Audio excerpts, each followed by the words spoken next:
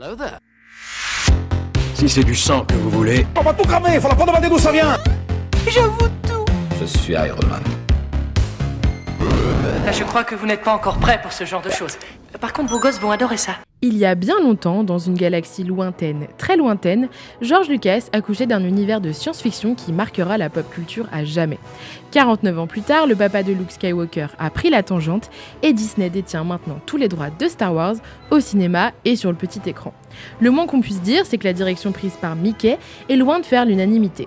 Alors que Star Wars revient au cinéma après 7 ans d'absence, que la directrice Kathleen Kennedy quitte le navire et que ses remplaçants ont été nommés, on se demande, est-ce qu'il y a encore des raisons d'y croire ?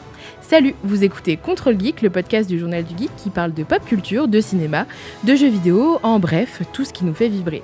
Pour ce 3e épisode, on fait le bilan de Star Wars à l'ère Disney. Avec moi, j'ai 2 experts de la saga. D'abord, Patrice Giraud, grand spécialiste de la saga. Bonjour. Bonjour, comment ça va ? Très bien. Je suis parfait ici. Bah ouais. Je me sens jeune grâce à vous. Face à vous, Alan, critique cinéma qui travaille entre autres pour le Journal du Geek. Salut Alan. Salut, merci de l'invitation, encore. Bah de rien, de rien. On a un gros sujet face à nous aujourd'hui.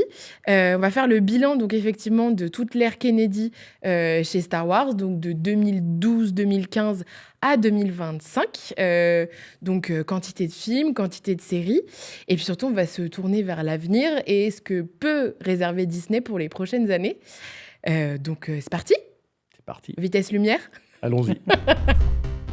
Donc la première partie, on va s'interroger donc sur la dernière trilogie. C'est un gros morceau qui s'est terminé en 2019 au cinéma avec l'ascension de Skywalker. Aujourd'hui, en 2026, on a une nouvelle ère qui n'est pas une trilogie. Est-ce que pour vous, cette trilogie, du réveil de la Force jusqu'à l'ascension de Skywalker, ça a été une réussite pour Disney ou à l'inverse, très compliqué ? Ça a été très compliqué pour eux, même à faire. Et il faut avouer une chose, c'est que dans l'histoire du cinéma, le phénomène Star Wars est unique. C'est-à-dire qu'il n'y a pas d'autre exemple dans l'histoire d'un film qui a commencé et qui se perpétue toujours en production 50 ans plus tard. Ce qui pose beaucoup de problématiques. C'est-à-dire que moi, ma génération, on est la première génération. J'ai vu Star Wars, j'avais 10 ans en 77. Et on est toujours client. Mais il faut faire aussi des films pour les nouvelles générations. Et là, commence à avoir un problème, parce que quand on fait un film, quand un auteur fait un film, il fait son film, il trouve un public. Bon, c'est simple. Mais même pour George Lucas, quand il a fallu qu'il fasse ses prequels, il s'est confronté à ce problème avec à la fois une nouvelle génération qui a découvert ces nouveaux films, et puis l'ancienne génération qui, elle, attendait peut-être autre chose. Et plus on avance dans le temps, plus les générations se cumulent, alors ce qui est très bien en termes de marché, mais alors là, vous vous confrontez aux attentes de tout le monde, qui ne sont pas les mêmes. Vous avez connu un Star Wars, vous attendez ce Star Wars-là, et puis il y en a un autre qui arrive. Donc, les épisodes 7, 8, 9, même s'ils ont des défauts, comme les épisodes 1, 2, 3, et je dirais même, il faut savoir qu'à l'époque, quand le Retour des Jedi est sorti, on a été très critique envers George Lucas. Comment il nous remet l'étoile noire ? Voilà. C'est-à-dire que le gros problème de George Lucas, c'est qu'il nous a fait Star Wars et l'Empire contre-attaque, qui étaient des chefs-d'œuvre. Et l'Empire contre-attaque donnait, qui est la pierre angulaire de Star Wars, en fait, donnait une promesse qui était, moi, George Lucas, à Hollywood, ils font des suites et c'est toujours de moins en moins bien. Moi, George Lucas, c'est à chaque fois mes suites, ça sera meilleur. Donc, on a vu l'Empire contre-attaque, il a fait encore mieux que le Star Wars, qui était incroyable. Donc, on allait voir le Jedi, on s'attendait à monter encore une marche. Et là, on est un peu descendu. Et depuis, on descend toujours un peu. Donc, on est une génération, notamment ma génération, où vivre Star Wars est éprouvant. Parce qu'on a vécu un truc incroyable et à chaque fois, on n'a pas forcément ce qu'on a. Donc, voilà. Donc, quand ils font des films, ils sont confrontés à ça. Donc, on est dans un cas, aujourd'hui, unique dans l'histoire du cinéma. Et donc, quand ils font les films, c'est très compliqué. Et c'est aussi très compliqué pour une autre chose, c'est qu'avant, vous aviez un phénomène qui était George Lucas, qui était son propre producteur, et qui était suffisamment riche pour pouvoir faire ce qu'il voulait.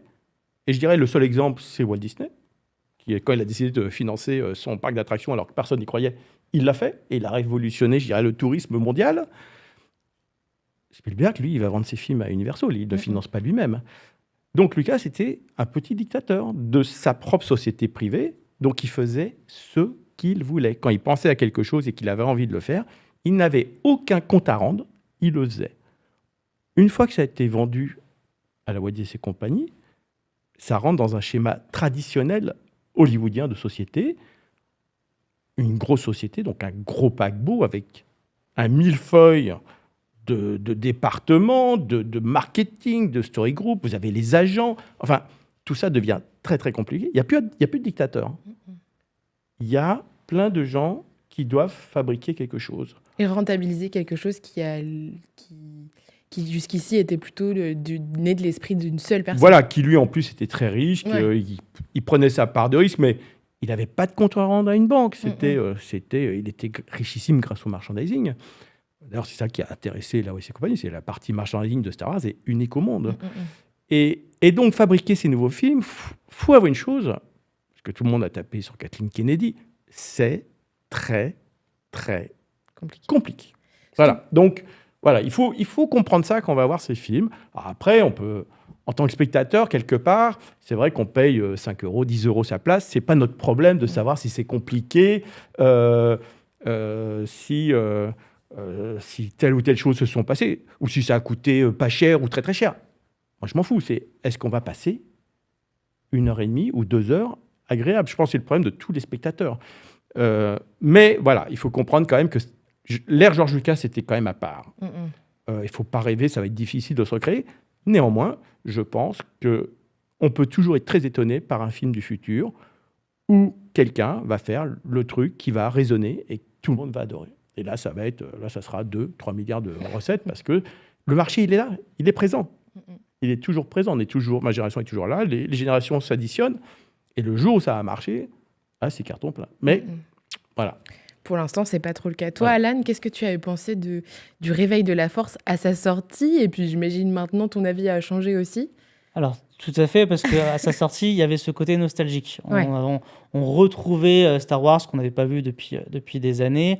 On avait aussi peur, parce que c'était la première production Disney, on se demandait qu'est-ce qu'ils vont en faire. Finalement, on sentait que, voilà, en fait, ils n'ont pas pris de risque, donc ils avaient bien fait. Enfin, le 7, on peut lui reprocher beaucoup de choses, mais en fait, finalement, au moment où il sort, leur décision de surfer sur la nostalgie de la trilogie initiale, elle est logique. Ouais. Il n'y avait pas de... À revoir maintenant, c'est plus compliqué, parce qu'à revoir maintenant, on l'a bien en tête, on a bien en tête les anciens. Oui, on voit vraiment le copier-coller. En fait, là où je suis tout à fait d'accord, c'est que, et finalement, là où ils ont fait un peu comme du Lucas, en fait, c'est l'ascenseur émotionnel. C'est-à-dire que on a bien vu que plusieurs personnes à la tête de ce nouveau Star Wars, parce qu'on parle des actionnaires, on parle des producteurs, etc., mais il y a aussi la notion maintenant de fan. À l'époque, Lucas faisait ses films, pour le fan s'en fichait. Là, maintenant, le fan est écouté et craint. Et on l'a bien vu avec cette trilogie-là, c'est que d'un épisode à l'autre, ah oui, mais qu'en ont pensé les fans, il n'y avait pas de direction. Il n'y avait aucune direction. Et quoi qu'on en dise, finalement, tout Star Wars de l'ère Disney, ça a été ça. Il n'y a aucune direction claire. On a l'impression que chaque série ou chaque film est un test. On ne sait pas, ils ne savent pas. On lance une bouteille à la mer, on verra qui répond pas. Donc, c'est un peu compliqué aujourd'hui. Alors, moi, j'aime beaucoup aussi les Star Wars de Disney, faut pas mentir, il y a eu des bons programmes dont on parlera. Mais effectivement, avec Star Wars, je pense qu'il faut juste se mettre en tête que on sera toujours... un coup sur l'autre, on peut être tout aussi enthousiaste que déçu. C'est du pile ou face à chaque fois. Mais parce que, effectivement, et même avec Lucas à l'époque, c'est parce que quand il y a des gens qui, du coup, à la fois n'écoutent pas les autres ou écoutent trop les autres, il manque un équilibre au final, l'équilibre de la force. Tout à fait. Et je dirais même que le Réveil de la Force est assez connu dans l'industrie pour avoir fait naître un nouveau genre de cinéma, de sous-genre, ce qu'on appelle le legacy sequel, qui est un mélange d'héritage, de suite où on contente les fans, on en ramène d'autres. Et j'ai l'impression que la dernière trilogie, elle essaie constamment de faire ça. Et souvent au détriment de la première envie, c'est-à-dire de plaire aux premiers fans. Mais est-ce que vous pensez que par exemple, si les 3 films avaient été entre les mains d'une seule personne, ça aurait pu marcher mieux? Alors, ce qui s'est passé, c'est qu'effectivement, ils ont essayé, quand ils ont racheté Lucasfilm, dans les négociations, c'est Bob Iger qui le raconte dans son livre, plusieurs fois, il y a eu des points de désaccord sur l'argent, sur les archives, et le fait que George voulait le contrôle des films. je vous vends ma marque, mais je contrôle les films. Et Bob Iger, il a dit non, j'achète, ça m'appartient. Et au bout d'un moment, Bob Iger a dit à George Lucas, tu veux pas m'écrire les synopsis des prochains épisodes? Et là, dans sa tête, George, il s'est dit, ah bah, si j'écris, j'ai le contrôle. Je fais le film que j'ai envie. Et malheureusement, et c'est là où peut-être qu'il y a une erreur, en fait, ce qui s'est passé, c'est que l'histoire de George, grosso modo, de ce qu'on sait, George, il n'a pas envie de refaire la même chose. Bah non. Et c'est peut-être ça la leçon qu'il faut retenir, c'est que lui, il voulait, et c'est ce qu'on attend, nous, en tant que spectateurs, c'est d'ouvrir l'univers. Et ce qui est normal, comme tous les Hollywood, ils réutilisent les assets pour refaire la même chose, éternellement. Lui, il allait faire quelque chose de nouveau. Et là, la première histoire, c'était l'aventure intérieure, où les personnages étaient réduits à la miniature, injectés dans les veines d'un Jedi, pour remonter aux sources du Wills, pour comprendre, pour faire encore ajouter un peu plus sur les midi-chloriens, expliquer. Voilà. Moi, je trouve ça génial. Moi, c'est ça que je veux voir. Il nous étend, il nous ouvre son univers. Et je pense que chez Disney, ils ont fait ah non, nous, on veut des X-Wing, des Faucons Millennium. Et ils ont dit bon, bah, on fait pas son scénario. Mais ils lui ont pas dit. Okay. En fait, plus, c'est Bob Iger qui le raconte. Hein, Mais il me semble, et donc, je t'en prie, J. Abrams a écrit le scénario. Et ils ont dit bah, va le présenter à George. Et il allait au Orange, rendez-vous avec George. Et George a dit mais c'est pas mon scénario. Ah. Et là, Bob Iger dit oui, c'est bête, on n'a pas prévenu George. Donc ça veut dire que ni George Lucas ni Kathleen Kennedy ont osé appeler George. Parce que George, voilà, il a toujours eu. On lui a jamais fait un truc pareil, donc ça a dû pas très bien se passer. Et donc, envoyé Abraham sous charbon. mais au final, je pense que c'est une erreur parce que déjà, ça étendait l'univers. Alors oui, il y avait un risque, mais finalement, il aurait fait office de plomb, je pense, George Lucas. C'est-à-dire que déjà, il faisait une passation. Alors que là, c'est un peu brutal. C'est j'achète et on fait tout seul. Bon. Et l'autre chose, le film n'aurait pas plu. Désolé, George. L'épisode 8, c'est nous, c'est Disney. Et là, rebelote, il y avait un attrait de nouveau de tout le public. Ah bah alors maintenant, c'est que Disney, allons-y. Bon. Là, il y avait une trahison, finalement. Bah, oui, alors, lui, il l'a vécu comme une trahison. Après, je comprends. Le public aussi. Mais ce que je comprends pas, c'est quand vous avez Léonard de Vinci qui est vivant et qu'il a fait la Mona Lisa, pour faire une autre Mona Lisa, vous allez demander à Léonard de Vinci, vous n'allez pas voir le peintre, vous avez la chance qu'il soit là, le créateur. Alors, il faut savoir une chose à Hollywood aussi, c'est que sur les prequels, il a été très critiqué dans la presse et très critiqué à Hollywood, où tout le monde rigolait dans le dos de George Lucas. Ah, t'as vu, il a pu le niveau. C'est toujours la même chose, c'est facile de tirer sur les ambulances. Bon, ça marchait très bien financièrement, mais créativement, c'était pas du niveau de la première trilogie, donc tout le monde se moquait. Et effectivement, je sais que sur les nouveaux épisodes, ils avaient pour ordre de ne pas employer des gens qui avaient travaillé sur les prequels. Comme si ça avait été « Ah, t'as travaillé sur les prequels ?» Ah non, tu ne travailles pas. Bon, c'est des positions, ils se sont dit bon, on est Disney, on est capable, nous, on est largement capable. Ils ont pris ça, à mon avis, un peu trop à la légère. C'est très, très compliqué. Il y a plein de choses. Hein. Ils n'ont pas écrit les 3 scénarios d'un seul. C'est une erreur, mais c'est ce qui se fait à Hollywood. Ouais. La plupart des films, vous avez que les 2 tiers du scénario qui sont écrits. Le 3e tiers, le film est lancé, et le 3e tiers, c'est écrit en cours de production. Donc, simplement que c'est la technique hollywoodienne qui s'est appliquée. Alors que George, lui, pensait ses films pendant des années, travaillait, retravaillait, étudiait Joseph Campbell, mettait de la mythologie. Une fois de plus, c'est complètement loupé. Moi, je pense que le truc notamment qu'ils ont un peu loupé, voilà, seule chose, hein, et c'est un truc que j'essaie d'analyser, de lire entre les lignes. Bon, ok, ils refont l'épisode 4, ok. Donc, on est dans l'idée de redonner au public ce qu'il attend. Et Bob Iger, j'avais vu une interview qui disait « Oui, je veux que les jeunes imaginent que c'est Disney qui a inventé Star Wars. » Pourquoi pas? Mais moi, qu'est-ce que ma génération voulait voir à l'écran? Princesse Leia avec Han Solo et Luke Skywalker. Avec eux. C'est la seule chose qu'on voulait voir. On rêvait de revoir nos 3 héros. Et ça, on l'aura jamais eu. On les aurait morcelés. Alors pourquoi? Parce qu'on dit, ouais, idée géniale, on va chercher Mark Hamill, Luke Skywalker au bout de la galaxie. Moi, voilà, je pense que Harrison Ford, surtout, il voulait... vous voulez Harrison Ford, bah, c'est moi le héros du film. Voilà. Et pour avoir une mort tragique Oui, et non, il a toujours voulu mourir dans les Star Wars. Il s'est battu avec George Lucas. Mais c'est là où on a loupé un truc. C'est qu'il fallait redonner... C'est ça vraiment qu'on voulait voir. Nos 3 héros de nouveau, ensemble. Et ça, on l'aura pas eu. On a loupé le coche. On a loupé le coche. Voilà. Est-ce que tu penses, toi, Alan, que ça aurait été peut-être pas mieux aussi de miser exclusivement sur des personnages inédits?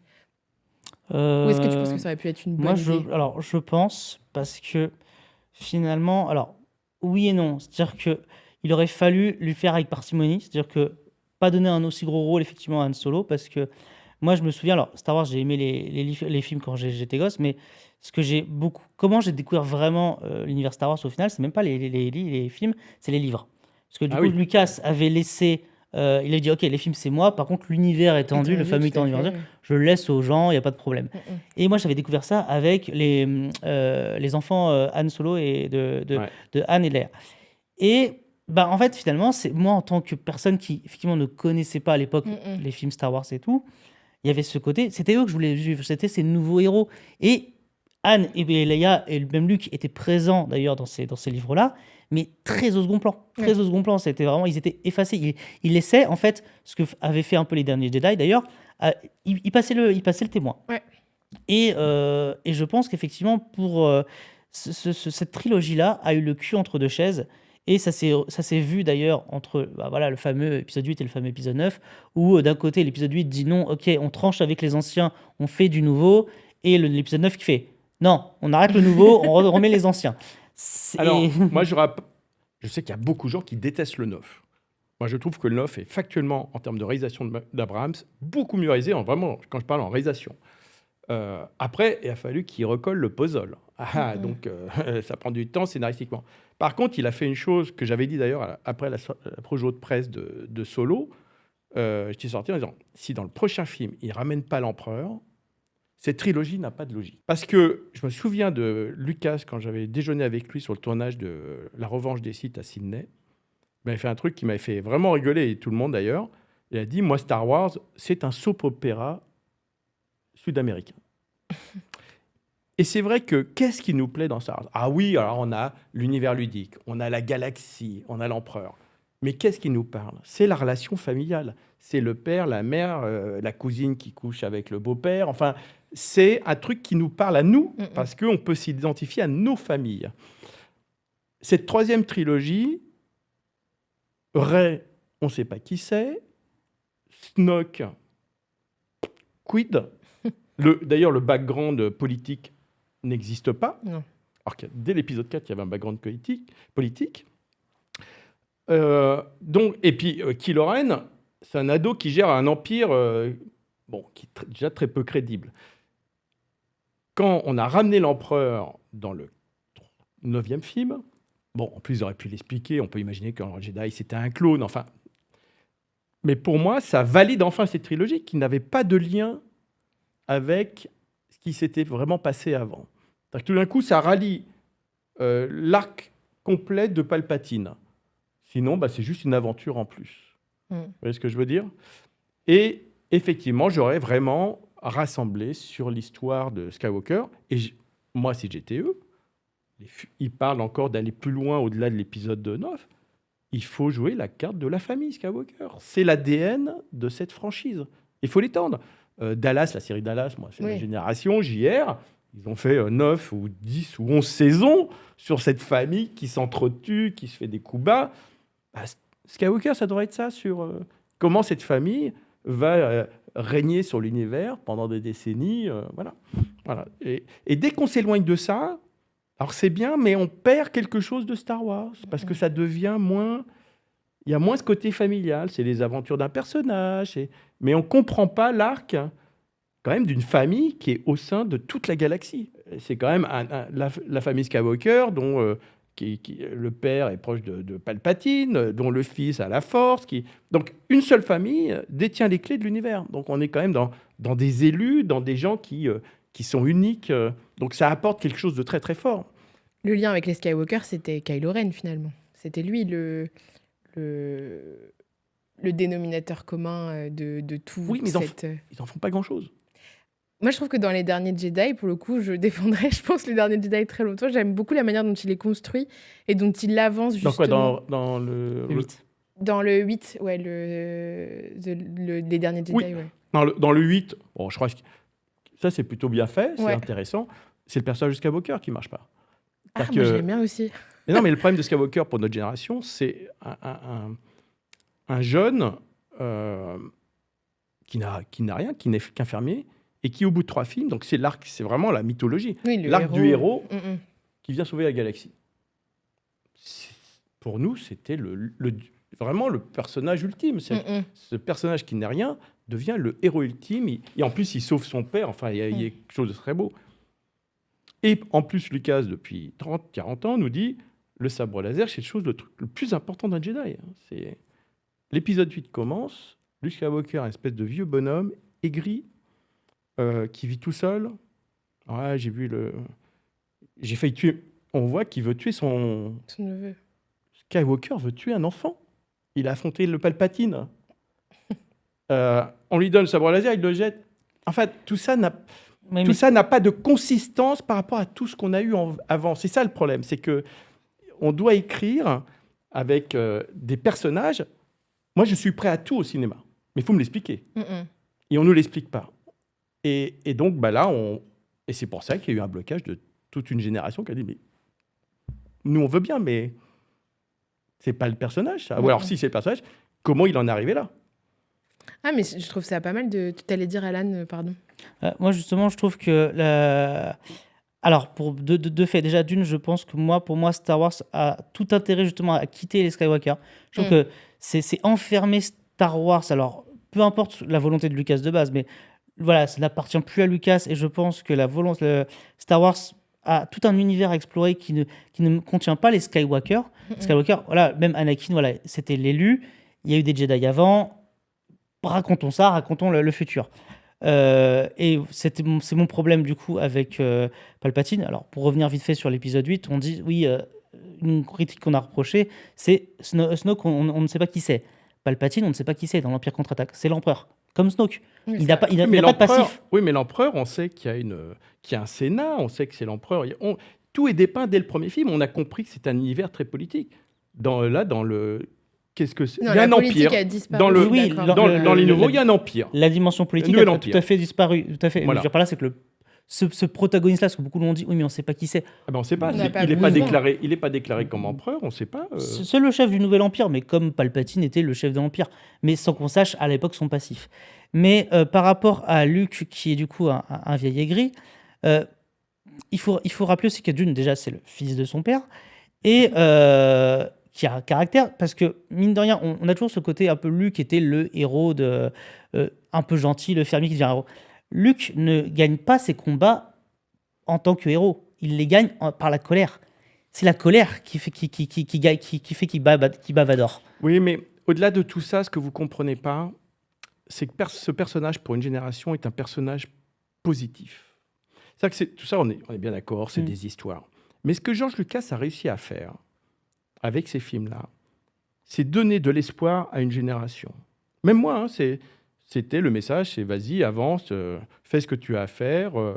En gros, que la force soit avec toi, c'est toi, il c'est avec tes droites. Ça n'attend l'aide de personne, littéralement. C'est-à-dire qu'il avait un message à transmettre.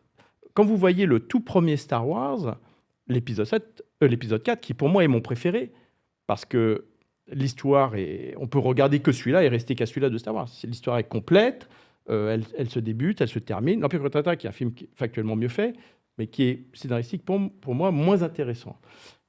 Mais c'est un bijou de scénario, parce que Lucas a réussi à épurer. C'est très dur d'écrire un scénario parce qu'on rajoute des couches. Et lui, il est arrivé vraiment à la couche minimum de l'histoire, hyper simple, donc qui est compréhensible par un enfant de 4 ans.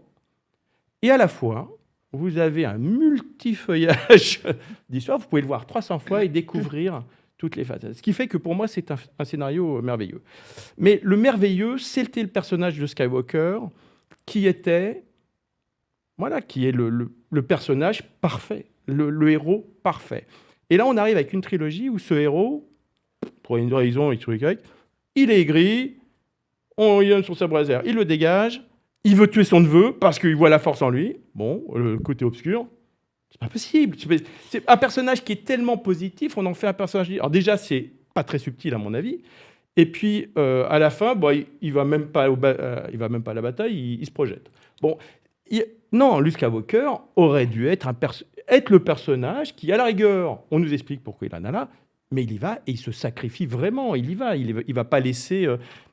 Et tout ça nous a terriblement choqués parce que Star Wars, à notre époque, était un film très positif et que là, on fait de ce personnage comme s'il y a une envie de détruire ce qu'avait fait George Lucas. Vous voyez ce que je veux dire? Oui, mais je ne suis pas d'accord, puisque, en fait, pour moi, l'intérêt pour justement attirer une nouvelle génération, c'était que Rey soit cette figure qui va lui redonner espoir. Donc, en fait, encore une fois, effectivement, il y a une différence entre ce qu'attendaient les fans originels et attirer une nouvelle génération. Pour moi, le fait que se dire, ok, les années ont passé, et pour moi, c'est ça qui le rend aussi réaliste. En fait, ça en fait un être humain réaliste, c'est que les années passent, et avec les années et l'expérience, puisqu'effectivement, la trilogie initiale, il se passe finalement un laps de temps très court, les années font que la ville abîme, voilà. Les années, le gars, il s'est battu contre l'empereur. Le mec, il a sauvé la galaxie. Donc, Oui. il a une courbe d'expérience. Peut-être que vous verrez ça en vieillissant. On apprend de l'expérience qui fait qu'il peut tout affronter après. Affronter en au plus, combat, mais moralement, pas forcément. Et je dirais son seul objectif serait de reformer des Jedi pour qu'il y ait toujours la paix dans la galaxie. Mais c'est ce qu'il a fait avant de se rendre compte qu'il n'était pas à même de le faire au final. Oui, mais ça veut dire quoi? Qu'il capitule. Donc le personnage capitule. Non, il a peur. Ouais. Il a c'est la peur. Donc il laisse porte ouverte au côté obscur revenir. Mais ce qui était déjà le cas, encore une fois, dans la trilogie initiale, le côté obscur, il n'arrive pas à le vaincre, il ne vainc pas le côté obscur. La grotte, l'épreuve de la grotte, il la perd. Son père, il le perd. D'accord. Enfin voilà, il n'a jamais été un... Son gros problème, c'est qu'après, il a une responsabilité. Qu'il refuse. Une fois de plus, on parle c'est aussi ça qu'on aimait dans Star Wars, c'est que c'est des archétypes. Lucas a écrit sa mythologie pour inspirer les gens qui vont voir les films. Joseph Campbell disait que George Lucas était son meilleur élève. C'est lui qui a tout compris à la mythologie. On doit voir Star Wars, et quand on voit Star Wars, quand les jeunes voient Star Wars, doivent comprendre le message. Et c'est la chance que nous, on a eue avec notre génération, c'est que tous les films de ces années-là, les héros étaient mis sur un piédestal. C'est-à-dire que ça nous formait, ça avait un but de mythologie. Indiana Jones, James Bond, enfin, c'était des super... même si c'est pas qu'on ait envie de l'être, mais ça nous indique, ça nous donne une perspective de la personnalité. C'est comme ça qu'était fait la mythologie avec Hercule. Voilà, ça a toujours marché comme ça. Et ce personnage est un archétype. Cet archétype ne peut pas venir ça. Et je pense que George Lucas, s'il a vu le film... Pourtant, les héros de la mythologie sont faillibles. George Lucas, on ne l'a jamais entendu parler. Je pense qu'il n'a pas dû aimer, hein, parce que c'est à l'encontre du personnage qu'il avait forgé. Et ça, c'est dommage pour moi. Il y avait d'autres moyens de faire, et il fallait garder la flamboyance du personnage de Skywalker. Alors après, il y avait sûrement des stratagèmes à mettre en place pour qu'il n'arrive pas puissant. Et d'ailleurs, vous avez vu, hein, Mark Hamill n'a pas arrêté de dire, il allait voir Rian Johnson, mais ce n'est pas le personnage. Vous tapez complètement à côté. Et le film est sorti, et ça a tapé pour tout un public, ça a tapé à côté complètement. Dans une interview récemment, Mark Hamill avait dit avoir inventé une histoire pour justifier... il a besoin, lui. Ouais, en parlant d'une femme qui aurait été tuée Oui, par l'Empire et qui, en fait, représenterait un deuil trop important. Voilà. Et ça, au final, moi, ce que je trouve que le film fait plutôt bien, c'est qu'il laisse quand même beaucoup de zones d'ombre sur la manière dont il a basculé pour se concentrer sur le moment où il retrouve espoir, il réincarne l'espoir pour la saga. Et je trouve que justement, ces zones d'ombre, on va en parler, c'est ce que Disney essaye de combler, notamment avec les séries, mais pas que. Y a eu ça, donc, c'est bien. Vous trouvez ça bien ? C'est bien de pouvoir donner une validité à ce qu'on ne comprend pas. Par exemple, Solo a voulu expliquer la naissance du Han Solo qu'on connaît. Vous l'avez trouvé comment, vous, Solo ? Alors, moi, je vais vous dire, je préfère Solo à... tout le monde, d'ailleurs, à Rogue One. Rogue One est très bien fait factuellement. Très, très bien fait. Je lui mets 20 sur 20 factuellement. Mais par contre, les personnages, pour moi, ne sont pas des personnages à George Lucas. Voilà. C'est un film un peu dépressif. C'est-à-dire qu'on ne va pas montrer un film comme ça à un enfant de 8 ans où à la fin, les deux personnages y meurent. Moi, j'ai été élevé par George Lucas, hein, donc il m'a habitué vraiment à l'archétype du héros qui gagne. Voilà. Je trouve que Solo, alors, je plains le pauvre acteur que j'ai trouvé formidable, mais bon, le pauvre, on lui demande de passer derrière Harrison Ford. C'est dur. Il fallait attendre un peu de temps. Mais moi, je le trouve formidable dans ce film, parce que là, justement, le film est extrêmement bien écrit. C'est vraiment le parcours du héros, à la manière de George Lucas. C'est dommage, la photo est un peu noire dans le film. Et puis, bon, il est passé après l'épisode 8, donc il est trop près, à 6 mois de temps. Donc, ils sont pris un... Mais c'est un film, j'espère, qui, dans le temps, sera réévalué, parce qu'il avait vraiment les qualités d'un film à la George Lucas, c'est-à-dire adaptation d'un western en science-fiction, donc l'attaque du train, qu'on n'avait jamais vu. Voilà, je trouve qu'il y avait l'ADN de George dans ce film. Donc, c'est un film qui, moi, me parle plus que Rogue One, qui, quelque part, est vraiment un spin-off. On reprend le design, on surfe sur le générique du début. Voilà. Je trouve que le Solo, c'était très osé. Voilà. Moi, je pense qu'il aurait fallu lui laisser un peu de temps pour pas que le pauvre arrive pas juste derrière Harrison Ford. C'était dur. Mais voilà, moi, je trouve qu'il y a des très belles qualités sur le Solo. C'est mon film préféré. T'en penses quoi, toi, Alan? Moi, du coup, j'ai pas aimé, puisque je trouvais que ce que j'aimais chez Han Solo, c'était ce côté, ce mystère l'entourant, et Solo a quelque chose de répondait à des questions que je ne me posais pas. Ah ben ça, c'est le problème des prequels par rapport. C'est dès qu'on explique le truc qu'on veut pas savoir, bah ça casse. Oui, mais du coup, je trouvais que Solo allait trop loin. C'est-à-dire que on pouvait expliquer la rencontre avec Chewbacca, même comment il arrive à avoir le Faucon Millenium, mais vraiment comment il a eu les dés, comment il a eu son flingue, comment il a eu son nom. Ah, bah, c'était too much. C'est souvent comme ça, on a besoin de... En fait, j'avais l'impression qu'on avait, ils avaient une liste, et ils devaient cocher. Ça, on a mis, ça, on a mis. Ouais, je suis d'accord. C'est le début d'Indiana Jones, c'est la dernière croisade, où Indiana Jones se fait sa cicatrice, il a peur des serpents, c'est-à-dire qu'en... Oui, c'était plus subtil à l'époque. Oui, enfin, il a son chapeau, les serpents, la cicatrice en moins de 3 minutes, quoi. Ouais. Donc en 3 minutes, bon. Oui, il n'y a pas eu le cinéma. Bon, vous êtes seul à l'aéroport, allez, Solo. Et justement, cette idée de colmater les trous, elle prend encore plus d'importance en 2019, quand Disney décide d'aller jouer des coudes avec Netflix et de se lancer dans la SVOD, donc le streaming par abonnement.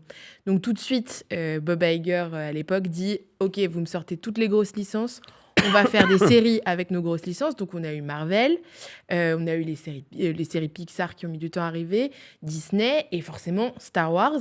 Cette stratégie qui a été adoptée sur le streaming, est-ce que vous trouvez qu'elle a du sens ou à l'inverse? Alors, déjà, il faut dire, parce que j'en lis des choses sur Internet, oui, Kathleen Kennedy. Bon, Kathleen Kennedy, elle fait ce qu'on lui dit de faire. Bob Iger a dit à Kathleen Kennedy et à Kevin Feige de chez Marvel, il faut faire maintenant des séries télé pour promouvoir Disney+. Et que ça marche. Ils s'exécutent. Ouais. Ils n'ont pas le choix. Donc, c'est pas facile. Il faut faire des programmes. Déjà, c'est plus 2 heures, mais c'est 6, 8, 10 heures de programmes de qualité. Pas forcément avec des budgets cinéma, où le budget cinéma est allé de 2 heures, mais sur 10 heures. Donc, ça pose plein de problèmes, mais ils se sont exécutés. Il y a des très bonnes choses. Moi, je trouve que la première saison de Mandalorian est fantastique. Ce que j'aimais, c'était ce côté un peu western galactique. Vraiment, c'est le western. Voilà, comme l'avait imaginé George Lucas, c'était très, comment ils disent, edgy, les Américains. Voilà, c'était un peu dark. Le mignon et le truand. Non, puis ça tuait radicalement. Voilà, puis il y avait bébé Yoda qui arrivait. C'était une bonne idée. Bébé Yoda étant une superbe création. Voilà. Après, ils ont un peu perdu le cap. Le problème, je dirais, c'est que à force de donner du Star Wars tous les 6 mois en télé, alors le côté exceptionnel disparaît, puisque ça devient on vous apporte votre... Donc on perd ce qu'était Star Wars, le côté un film tous les 3 ans ou tous les 10 ans. Donc on en a régulièrement, plutôt de bonne qualité en termes d'effets visuels, de musique. Alors pour repasser au cinéma, compliqué. Et là,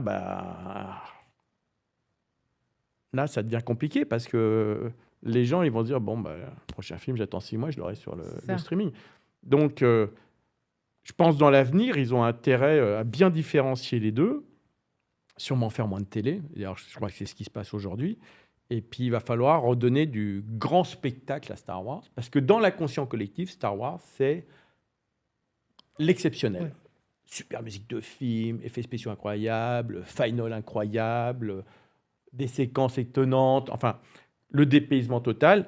Donc, c'est ce que fait Nolan, c'est ce que fait Villeneuve. Il va falloir refaire vraiment du... Pas faire que du numérique, parce que de toute façon, notre œil est habitué, tout le monde commence à voir la différence. Voilà, donc... mais une fois de plus, comme je vous disais, hors caméra, dans Star Trek, c'est vraiment pas bon depuis très longtemps. Et il y a eu un moment de magie, c'est la saison 3 de Picard, où tout d'un coup, les saisons d'avant ne marchaient pas, tout le monde abandonne un peu la série, il y a un petit jeune qui, lui, s'intéressait, qui avait déjà travaillé avec l'ancienne garde. Ah bon, tu veux t'en occuper, vas-y. Et le mec, il a tout compris. Mais là, tout d'un coup, il a les mains libres parce que ça n'intéresse plus personne. Et là, carton plein sur la planète. Tout le monde en parle, chef-d'œuvre, super, il gagne tous les prix. Donc, il y a toujours espoir. Le marché Star Wars, il est là. J'espère que Starfighter, qui a l'air plutôt bien parti dans la promesse, peut être un super Star Wars. Il ne suffit pas de grand-chose. Hein. Mais une fois de plus, le cinéma est un art très compliqué. Même pour des gens comme Lucas, comme Coppola, ils ont tous fait des films qui ne marchaient pas parce que c'est très compliqué. Et quand vous êtes sur un film de studio, c'est encore plus compliqué parce qu'il y a des milliers de postes, des milliers d'intervenants. Donc il y a très vite un truc qui peut partir en vrille et faire que ça ne marche pas à l'image. Donc voilà, donc Starfighter peut être potentiellement un film. Et le jour où ça va marcher, mais ça va être phénoménal. Ça fera 3 000, 4 milliards de dollars. Parce qu'on n'attend que ça, le super Star Wars. Vous avez vu Avatar, le premier Avatar, ça a marché. Ils ont fait combien? Parce que là, les gens, ils sont retournés 3, 4 fois. Et demain, il y a un Star Wars qui correspond vraiment à toutes les attentes. Mais on va y voir 5, 10, 15. Et là, le box-office va être monumental. Voilà. Mais c'est une alchimie compliquée. Alan, t'en as pensé quoi, toi, des séries sur Disney+? Il y a à boire et à manger. C'est-à-dire que c'est ce que tu disais, c'est de la consommation. Donc, dans l'eau, il fallait produire pour produire. Moi, je trouve que finalement, les meilleures sont celles sur lesquelles j'avais l'impression qu'ils avaient moins de pression. Parce qu'ils avaient plus d'espace de liberté. Dans lesquelles, par exemple, Andorre, je trouvais que voilà, il avait un espace beaucoup plus libre. Il n'était pas enfermé dans un univers qu'il a pu prendre le contrôle. Et typiquement, pour moi, les meilleures séries Star Wars, c'est les animations. Les séries d'animation, parce que pour le coup, on a l'impression que là, on leur a juste donné une consigne. On a besoin d'un programme pour remplir cette case-là. Ouais. On a juste besoin d'un programme. Du coup, ce qui faisait que les créateurs, on les embêtait pas. Il n'y avait pas un producteur derrière qui était toujours sur leur dos. Bon, vous avez fait quoi? Est-ce que vous avez mis ci? Est-ce que vous avez mis ça? Ce qui fait que ça a donné pour moi de très bonnes séries. Bon, à l'époque, il y avait déjà Clone Wars, mais le retour de Clone Wars, Star Wars Rebelle, voilà. Il y a eu vraiment, je trouve que Bad Batch, voilà, il y a eu vraiment là où ils ont été récemment dans la série sur Maul, là où ils ont été finalement le plus inspirés et où Star Wars a retrouvé un peu de sa superbe à la fois finalement narrativement et visuellement, côté animation, j'entends évidemment, donc ce ne sera pas le Star Wars du live, mais pour moi, voilà, c'est les séries d'animation parce qu'ils avaient cette liberté, moins de pression. Là, ils n'avaient pas la pression économique, tout simplement. Surtout que moi, j'avais beaucoup de mal avec l'animation Star Wars des premières, tu parlais Clone Wars, Rebels. Là, du coup, Maul intègre une nouvelle direction artistique avec des textures, des inspirations d'aquarelle. Et je trouve que déjà, le style se rend beaucoup plus accessible. Puis tu as Star Wars, c'est Star Wars Legend ou oui, voilà, Legends où du coup aussi. Chaque épisode est un style différent. Non, c'est Tales, Star Wars Tales. Non, attends, c'est pas ça. C'est plus. Oui, on voit. Oui, on voilà. voit de quoi on parle. Mais oui, chaque épisode a un style différent. Star Wars Visions. Ah oui. Avec donc plein d'animateurs de studio. Moi, mon préféré, c'est le premier Clone Wars, mais en dessin animé. Classique. L'original. Ouais, mais moi, le style d'animation. Comment il s'appelait Comment il s'appelait Oui, je vois. Chose comme ça. Oui. Qui a fait Primal. Qui a fait Samurai Jack et Primal. Voilà, qui était vraiment.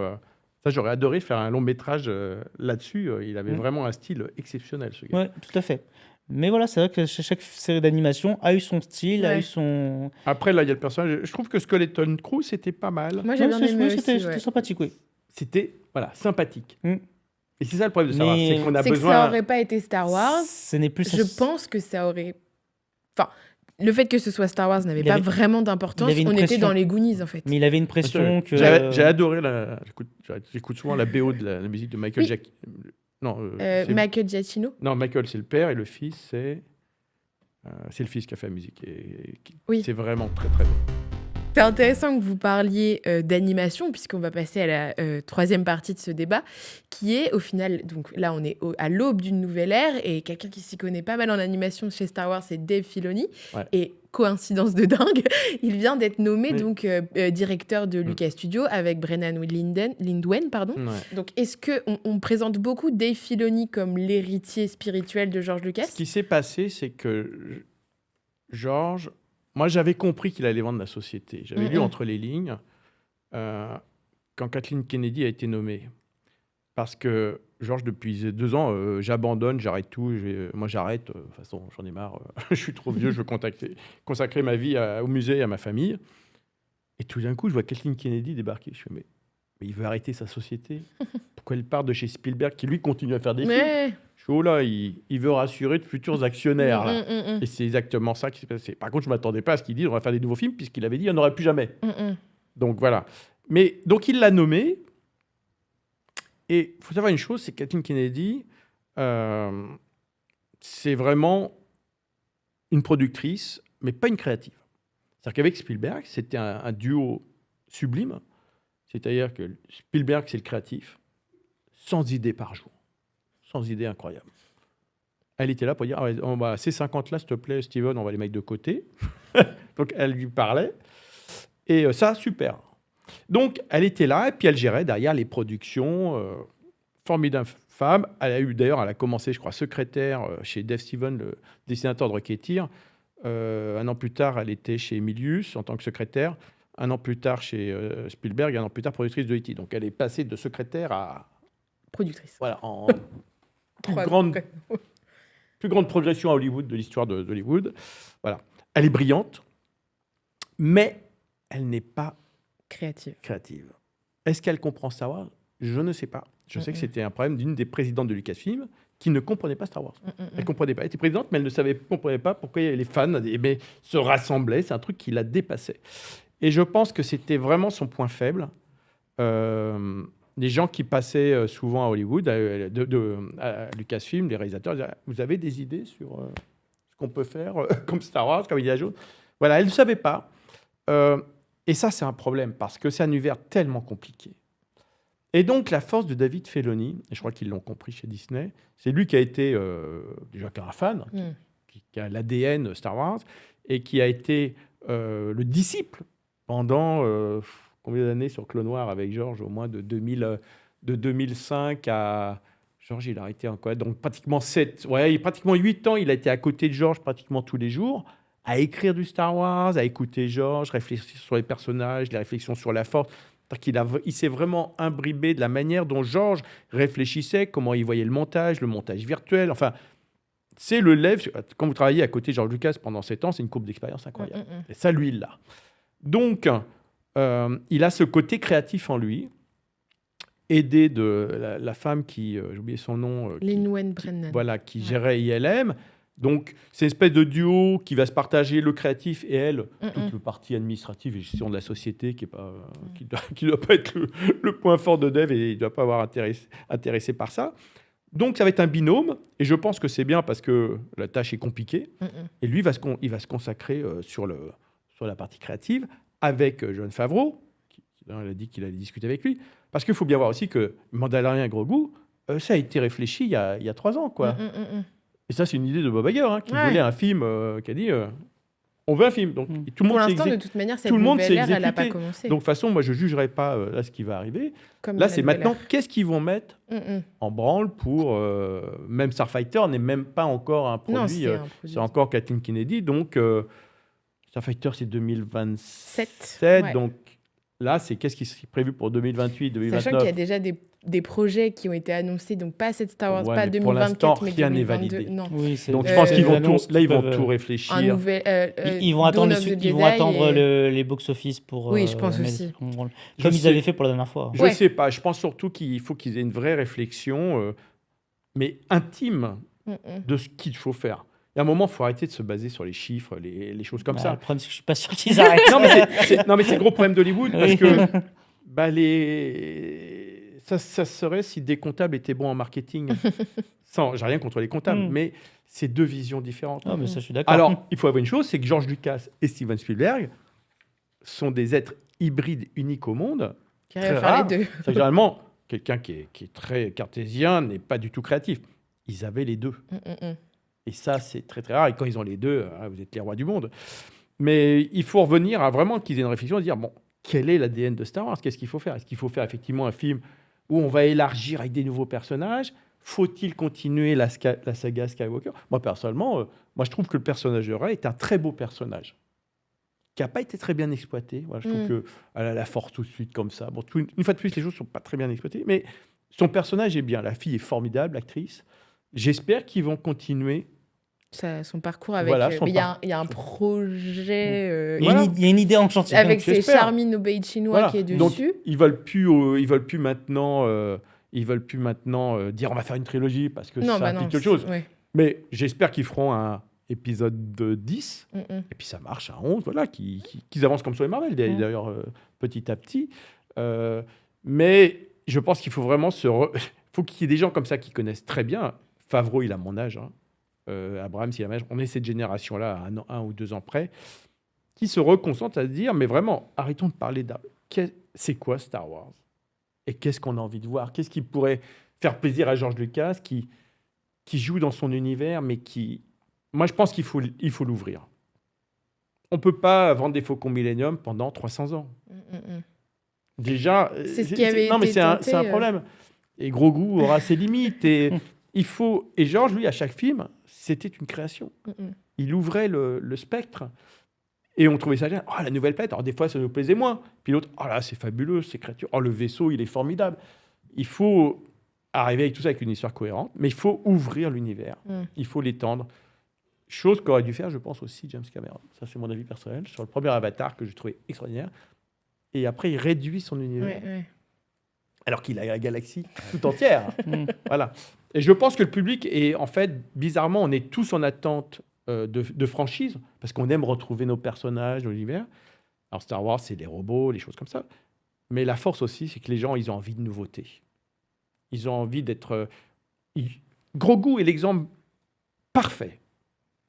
Ils ont réussi à créer une créature unique dans Star Wars, qui est une création faite par Disney, et qui fonctionne et qui est merveilleuse.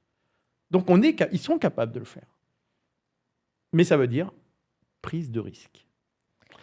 Et ça, Ils ont quand même pris des risques. Hollywood n'aime pas prendre des risques. Non, mais alors que George, il prenait le risque et j'assume le risque. Si épisode 1 se plante, je pleurais de mes propres larmes et c'est de ma faute. Voilà. Sur Disney+, il y a quand même eu quelques prises de risques. Moi, je pense à la série The Acolyte, qui avait quand même pour elle de complètement revenir des dizaines, centaines d'années avant Alors, qu'est-ce que vous Luke avez pensé? Moi, Skywalker. j'ai regardé, ça m'a laissé une marque. Mais bon, je pense que c'est pas...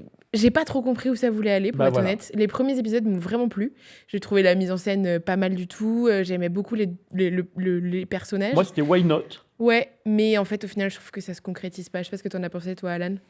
C'est un peu comme vous, il y a beaucoup d'idées mises sur le tapis. Ouais, mais c'est la pas- mise en scène est des fois très intéressante. Il y a Ouais. des combats au sabre laser. Ouais, c'était, J'ai trouvé très bien dans le premier chorégraphié, épisode, il y avait des trucs, j'étais très... Même les combats à plusieurs contre c'est contre les vachement gens bien, étaient vraiment bien faits. Après, pour moi, l'erreur de The Acolyte, ça a été surtout leur marketing. Ils ont vraiment foiré leur marketing en centrant, en fait, finalement, la promo de la série, tout sauf sur Star Wars. Ouais. On parlait évidemment de la réalisatrice, etc., la scénariste. Donc ça, c'était le souci. Après, Il y avait des personnages intéressants. Moi, je sais que le personnage de Kimir, quand la saison 1 se termine, je me dis, par contre, moi, je veux en apprendre plus sur ce type, tu vois. Parce que je trouve Je suis qu'il pas a... sûr qu'on On le reverra pas plus, je pense. Mais parce qu'en plus, il y avait eu à la fin, donc spoiler. Quoique j'ai lu, il paraît que là, en streaming, les chiffres sont très très Ça bons. remonte, oui. C'est assez étonnant. Mais il y avait ce lien avec Dark Plagueis qui était teasé. Donc, on sentait que ça brossait quelque chose qui était pas si mal. Je pense que le problème de cette série, et c'est, une fois de plus, c'est tout le problème de Star Wars, c'est qu'il faut donner l'impression qu'on va vous redonner la même chose, Tout en changeant.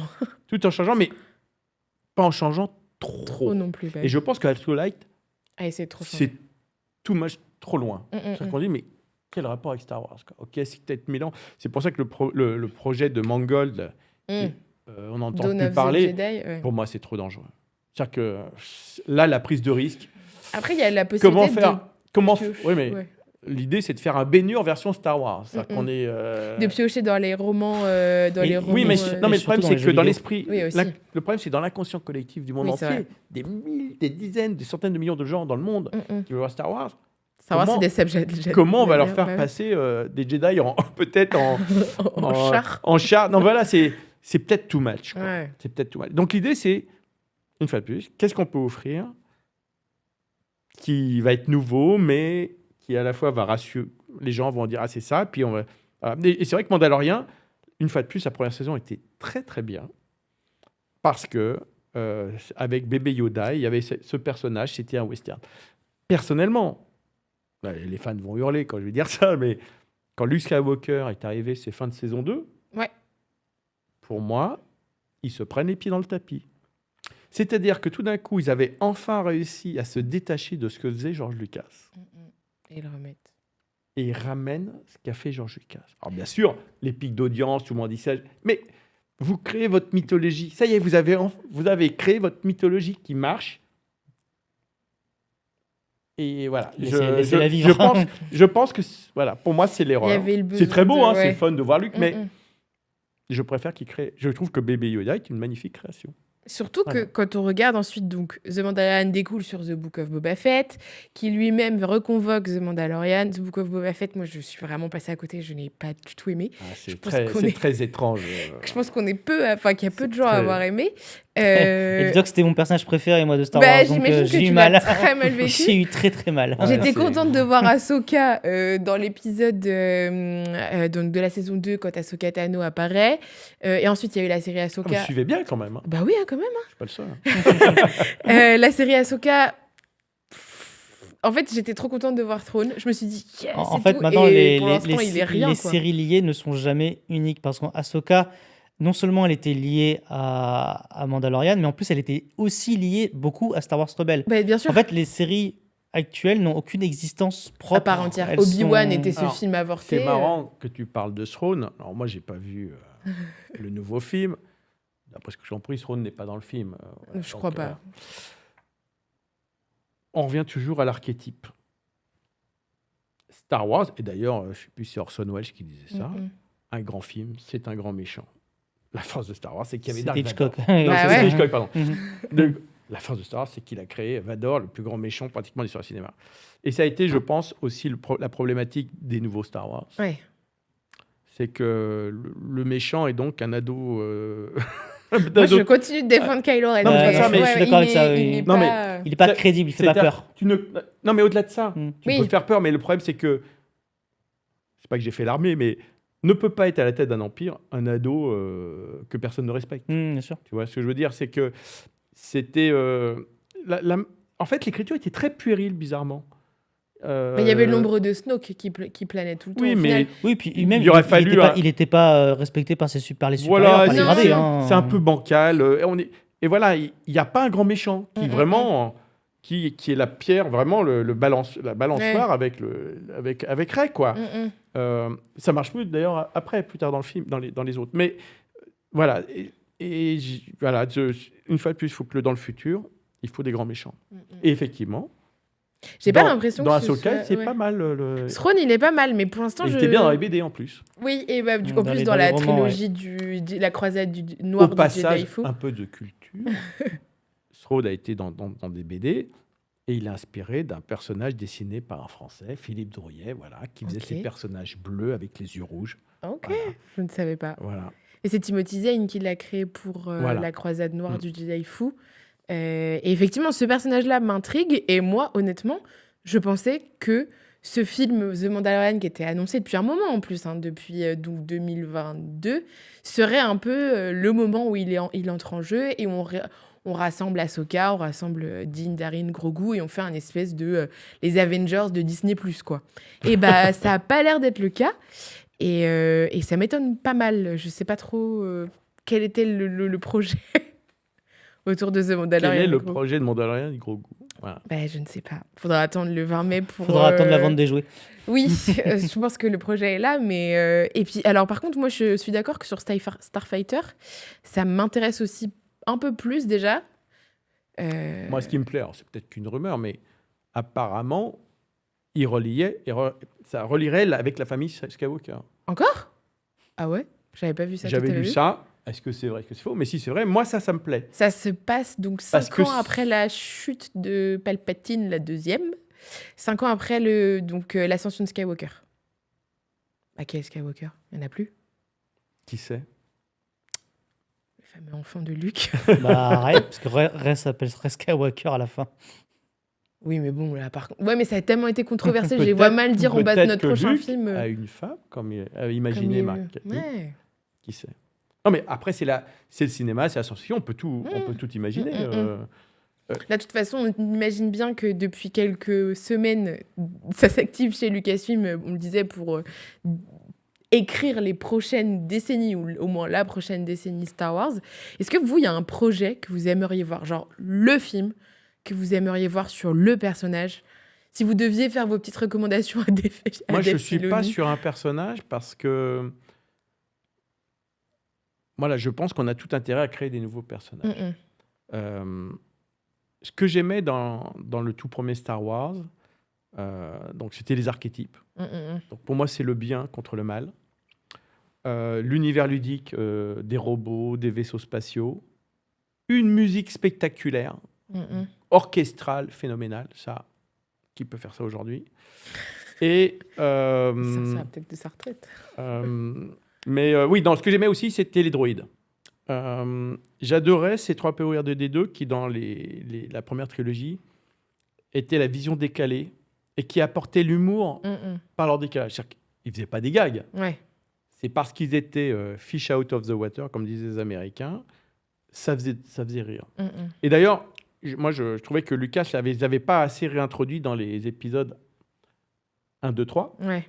puisqu'il nous avait toujours promis « Ah non, non, mais les seuls personnages des 9 épisodes, c'était eux. C'est le fil conducteur, Ouais. ils sont là tout le temps. » Et en fait, ils ne sont pas là tout le temps dans les 1, 2, 3. Et pour moi, ils auraient dû être là tout le temps sur... C'est-à-dire que c'est des créations formidables, hyper ludiques pour les enfants. Et c'était eux qui étaient le fil conducteur surtout. Ces 3PO et R2D2 pourraient continuer dans le futur film. Voilà. Pour moi, voilà, s'il y avait des personnages à garder, c'est les deux seuls. Ok. Voilà. Et toi, Alan, ton projet Star Wars rêvé? Ah, je suis d'accord. Enfin, j'ai pas de projet rêvé, mais pareil, des nouveaux. Quelque chose de nouveau, Ouais. quelque chose de. Ils ont un peu tenté le passé, mais je pense que le problème du passé, c'est que ils doivent toujours se dire, ah oui, mais dans tant d'années, il y aura ça. Faites un bond dans le temps, en fait, faites un bond dans l'avenir. Enfin, vraiment, Ouais. prenez pas 3-4 ans comme Ray, mais prenez vraiment. Ils n'ont 100 pas ans, besoin 200. de prendre dans l'avenir. Ils peuvent aller à l'autre bout de la galaxie ou Tout dans à une autre fait, bien galaxie. sûr, bien sûr. Il y a Découvrir une tellement- nouvelle planète, un nouvel environnement, voilà. Mais ça veut dire prise de risque et voilà. Et ça, c'est le plus compliqué. Vous savez, le vrai gros problème aujourd'hui à Hollywood, c'est que les films coûtent trop cher. Bien sûr. Les films coûtent trop cher. On a vu les budgets, les vrais budgets des derniers Star Wars, c'est hallucinant. On est sur du 400 millions, c'est pas un truc comme ça? Plus que ça? L'épisode 7, pratiquement 600 millions $, hors marketing. Ah oui, hors marketing. Donc on a du 700, voire 800. Les vrais budgets, ça c'était? Ouais, Ah Ouais, ils ont je déclaré... me souvenais parce pas que, d'autant. non, parce qu'ils ont déclaré en Angleterre, ils ont un crédit d'impôt qui est non plafonné Ah oui, oui. sur les effets spéciaux et les tournages. Et donc là, il faut déclarer tous les chiffres. Et c'est comme ça qu'ils ont tout découvert. Le 8 a pratiquement 500, le 9, 530, 150. Indiana Jones, il a 400. Bon. Non, Indiana Jones, qui est symptomatique. Vous regardez les tournages de l'époque en Tunisie. Il y a un camion régie, il y a un camion d'effets spéciaux, il y a 20 personnes dans l'équipe. Vous regardez le tournage de l'épisode 5 en Angleterre, il y a 25 camions, pour du champ contre champ, 25 camions, des régies, c'est Hollywood. Il faut savoir que tout est syndicalisé, hein, c'est pas simple. Hein. Il faut les chauffeurs, les trucs, ils sont coincés dans un système, donc les budgets explosent. Quand vous avez des budgets avec 500 millions $, le réalisateur, il n'a plus le contrôle. C'est les finances qui ont le contrôle, c'est le marketing, c'est ce qui est normal. C'est tout le problème d'Hollywood, c'est que les films coûtent trop cher aujourd'hui. Et donc la prise de risque, Alors, est-ce qu'on pourrait lancer des jeunes réalisateurs à faire fais-moi un petit Star Wars, je sais pas, avec moins d'effets spéciaux, où tu as une véritable histoire, mais pour 20 ou 40 millions ou 50 millions de dollars. C'est... Ouais. Mais en plus, là. Mais avec, c'est ce qu'ils font finalement, c'est des budgets télé, mais avec une totale liberté. C'est compliqué, je pense, avoir une liberté chez Disney. Oui, mais Beaucoup ont essayé, peu ont réussi. tout le monde le dit, tous les créatifs le disent. De toute façon, le succès, le futur ne marche que par le passage de la prise de risque. Oui, oui. Une fois de plus, Star Wars est très complexe parce que c'est très créatif.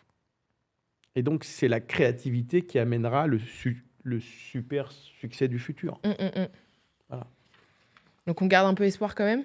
Bien sûr, moi je vous dis, là, je l'ai eu, l'espoir, je l'ai vécu dans Star Trek, donc il n'y a pas de raison que ça n'arrive pas dans Star Wars. Mais voilà, je sais pas qu'aujourd'hui, il y a des choses très très bien, mais le super Star Wars, il peut arriver, ça peut être Starfighter en 2027. Voilà. Ok. Toi aussi, tu gardes espoir? Toujours, il faut. Ouais. Et puis on a des bonnes surprises, hein, donc C'est ça. il y a pas de. C'est Non, ça. puis le cinéma, c'est quand même un métier très très compliqué, et à un moment, il faut que les astres s'alignent. S'aligne, tout à fait. C'est, voilà, que tout au bon moment, bien, le bon compositeur, voilà. Alors, avant de conclure, on va parler un peu de votre actualité, Patrice. Qu'est-ce qui se passe dans votre galaxie à vous? Oh, bien. Alors moi, j'ai une chance extraordinaire, c'est que depuis maintenant 35 ans, je suis sur un autoroute qui est toujours le même. Voilà. C'est-à-dire que je m'amuse à faire du contenu dans cette pop culture, Star Wars, science-fiction. Donc j'ai fait de la presse pendant pratiquement 20 ans. Et un de mes amis d'enfance, d'adolescence, il y en a deux, c'était David Ogia, qui j'ai monté le magazine, qui lui aujourd'hui a relancé la Vectrex d'une manière exceptionnelle. Une fois de plus, c'est des passionnés, hein, c'est la passion, ça drive. Et mon ami Arnaud, qui lui est collectionneur. Collectionneur déjà à l'époque, dans les paquets Bonux, c'était la lessive. Hein. Et dedans, il y avait les petits châteaux de Fontainebleau en papier, les trucs de Napoléon. Lui, il collectionnait tout. C'est un vrai collectionneur. Et puis, Star Wars est sorti. Alors, il collectionnait les vignettes de foot. Puis, il a vu Star Wars. Il est parti au magasin de journaux. Et là, il a acheté le premier truc Hachette. Et il a dit, c'est génial. Et il a commencé à tout collectionner Star Wars. Alors, les figurines. Et puis, nous, il faut comprendre que Star Wars, c'était un film. Donc, ça nous a ouvert la cinéphilie. Donc, on a eu tous les films derrière. Alien, Superman, Star Trek, c'était du délire. Donc là, on est devenus des cinéphiles. Et lui, en tant que bon cinéphile, alors il achetait des posters, voilà. Et puis, un jour, il me dit, Patrice, viens, on va à Londres. J'ai réussi à choper des places pour l'avant-première royale de Indiana Jones et la dernière croisade. Oh, super. Hein. Puis on avait en plus un concert de Jerry Goldsmith, qui était le compositeur. On part à Londres. La deuxième fois, je voyais George Lucas, parce que je l'avais vu Orange l'année d'avant. On voit tout le cas, super. Et le lendemain, on va dans un comic shop derrière à Leicester Square à Londres. Et en sous-sol, il y avait un off du film Aliens de James Cameron qui avait été tourné donc 3 ans avant. Donc les choses sortaient un peu des studios. Il dit au gars, mais c'est à vendre? Ouais, 100 livres. Je fais 100 livres, donc 100 €. Pour l'époque, c'était cher. Je fais, qu'est-ce que tu veux acheter ça? Tu vas en faire quoi? Oh, c'est cool, on peut acheter des objets de cinéma. Et on peut les collectionner. Donc ils les achètent. Et les semaines d'après, il est retourné à Londres. Il est allé chez Shepperton, Elstree, Pinewood, et il va taper, bonjour, je suis français, vous avez des trucs? On lui a passé 2-3 panneaux, et puis on lui a passé ce qu'on appelle les call sheets, donc de tous les techniciens, de tous les films qu'ils avaient. Et il la récupère, Retour du Jedi, et Stewart Freeborn, son numéro de téléphone. Allô, Stewart Freeborn, je suis français. Venez. Stewart Freeborn a travaillé sur Superman 2001, et là, il l'emmène dans son petit jardin au fond, et il y a tous les matchs de la cantina de Star Wars. Et là, il dit, ça vous intéresse? Arnaud, il dit, oui. Oh, parce que là, je vais les jeter, hein. Et Arnaud a sauvegardé comme ça, il a commencé à construire cette collection qui aujourd'hui est unique au monde. Là, j'ai eu Doug Chiang chez Lucasfilm est venu, John Knoll, Kevin Feige est venu cet été. Enfin, ils connaissent tous nos livres aux États-Unis. Il a construit ce qui est pour moi la plus belle collection d'objets de cinéma et de science-fiction. On a depuis, Luc Besson nous a rejoints et nous a fait gérer toutes ces archives. Donc aujourd'hui, on a plus de 15 000 pièces. Alors, des vaisseaux, c'est gigantesque. J'ai des entrepôts en France, aux États-Unis. Voilà, donc moi, je m'amuse avec ça. On fait des expos itinérantes, on fait des livres. Là, donc, 4 ans de travail pour faire le livre sur le cinquième élément qui va paraître aux États-Unis en septembre prochain et j'espère en France l'année d'après pour les 30 ans. Et puis là, on travaille à l'ouverture de notre musée à Paris en 2027. Là, on doit signer bientôt, donc on croise les doigts et on travaille sur un projet vraiment absolument unique au monde. J'ai hâte parce que, bon, moi, je vois les pièces tous les jours dans mon entrepôt, mais Oui, personne mais là, n'en profite. Ouais, non, mais c'est... Ouais. Voilà, on a les peintures originales de Retour vers le futur, par exemple, des trois affiches. On a une des peintures de Star Wars, la île de Brandt. J'ai plus de 4500 costumes. Non, c'est... Enfin, un important lieu. Alors, le lieu, bon, c'est Paris, donc les loyers, c'est pas simple, mais Ouais. on va avoir des expos permanents, des expos temporaires, et puis on va faire tourner les collections. De toute façon, c'est le problème d'un musée, souvent, ils n'ont pas de C'est collection. quelque chose qui doit être pérenne, donc. Oui, parce que l'anecdote très drôle, c'est que Arnaud, quand il avait récupéré les masques de Star Wars, il était inquiet parce que c'est du latex, et le latex se préserve très mal. Il dit, mon Dieu, comment va... Donc, on essaie de maintenir les masques dans des endroits à hydrométrie parfaite, à température parfaite. Il me dit maintenant, il fait, quand je vois ma gueule aujourd'hui dans la glace, c'est pas le masque, le problème, c'est moi. On est des passeurs, nous. Ok. Donc, nous, on va quitter cette planète un jour, comme tout le monde. Mais nous, le travail qu'a fait Arnaud sur 40 ans, ce qu'on appelle le travail de récollement, de tout rassembler, donc c'est du temps, c'est de l'argent, l'énergie de ramener les États-Unis, le dédouanement. Vous ne pouvez pas imaginer, c'est un travail à temps plein. Donc, et puis, il a eu un travail, je dirais, intellectuel de rassembler les pièces pour que telle pièce plus telle pièce plus telle pièce, qu'une pièce tout seul en expo, ça ne veut rien dire, mais 3 pièces ensemble racontent une histoire. Donc, il a eu une construction, parce que c'est vraiment un intello, Arnaud, de construire cette collection. On veut que ce travail, il reste en France pour le futur, que ça ne soit pas un jour vendu par des héritiers dans une vente aux enchères, que ça soit redispatché dans le monde entier. On a de la chance que cette collection soit en France. Il faut que les gens en profitent et qu'elle reste en France pour le futur. Et on voit bien aujourd'hui que ce qu'on fait, c'est très important. Ça ne nous paraissait pas comme ça il y a 10 ans, mais le cinéma, avec l'AI, tout ça, se dématérialise de plus en plus. Je suis en train de me dire que peut-être que le cinéma que nous connaissons, et même des trucs comme des risque de disparaître dans le futur. C'est-à-dire que d'un point de vue économique, tous ces films coûtent tellement cher qu'on ne va plus pouvoir les faire. Et je me dis peut-être qu'on est sur un art qui va disparaître. Et que donc ce patrimoine qu'on a sauvegardé va témoigner d'une époque que peut-être dans 100 ans, mais dans 100 ans, dire à l'époque, ils faisaient des films avec des gens. Non, mais c'est triste à dire, mais si je me projette dans le futur, je me dis, mais comment on va faire Et je me dis, ce patrimoine aura une vraie importance quand on regarde des pièces égyptiennes. Oh, wow. Non, mais c'est... Oui. Dans le futur, je me projette très loin, si la planète n'explose pas d'ici là. Mais je me dis, voilà, on aura fait notre travail de préserver. On est des passeurs. Voilà. Mais le but, effectivement, c'est que tout ça devienne pérenne. Et parce que tout ça, ça coûte très cher. C'est des entrepôts, voilà, c'est de l'infrastructure, de la restauration. Voilà. Bon, du coup, on surveillera ça en 2027. Ça s'appelle Starfix Museum, voilà. Très bien. On a déjà les réseaux Vous avez sociaux, les réseaux sociaux, voilà, partout. Très bien. Les gens s'inscrivent et puis on va annoncer là, petit à petit les choses. Mais je vous promets de l'exceptionnel. Merci Patrice, merci Il y Alain. aura du Star Merci à Wars, toi. bien sûr. Mais il n'y aura pas que du Star Wars. Il y a plein de... On a, je sais pas, plus de 70 films. Waouh, ok. Voilà, ouais. Ok. Direction 2027 alors. Exactement. Eh bien, Contrôle Geek, c'est déjà fini. Merci à vous de l'avoir écouté. On se retrouve le mois prochain pour une émission très spéciale. On vous en dira plus bientôt. En attendant, n'hésitez pas à nous dire dans les commentaires ce que vous avez pensé de cette discussion, nous dire vos films Star Wars préférés de l'ère Disney, mais aussi de l'ère George Lucas. Vous pouvez aussi nous noter sur Spotify, Apple Podcast et Deezer. Et nous, on se dit à la prochaine.